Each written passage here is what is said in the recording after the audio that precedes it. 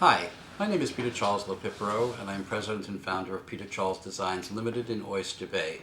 I've been designing for over 38 years, actually here on the North Shore and Palm Beach and Westchester.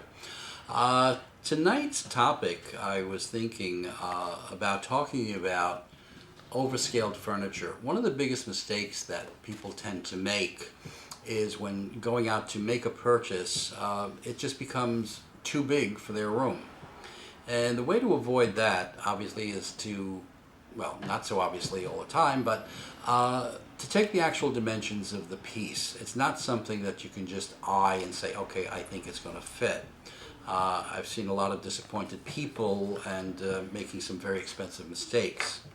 So the way to avoid that actually is to, I just sort of made like a little bit of a model here, is to take the dimensions of the piece that you are going to buy and just jot it down, don't make any commitments, and come back home and get yourself a good tape measure and some newspaper. And with those dimensions that you have from the piece that you're going to purchase, is to take the newspaper and actually place it in the room where the piece is going to go.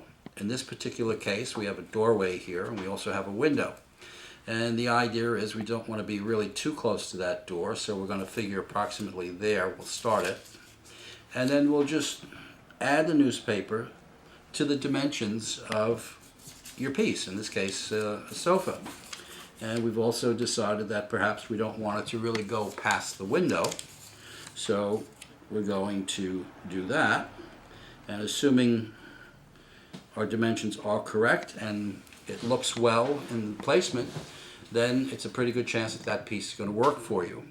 The other thing too that you really need to consider too is that although you have it on the floor, you also have to think in terms of the volume of space that it's going to take, because it does have height and it has width, and it also has the aesthetics of, you know, either being a very heavy piece or a light piece.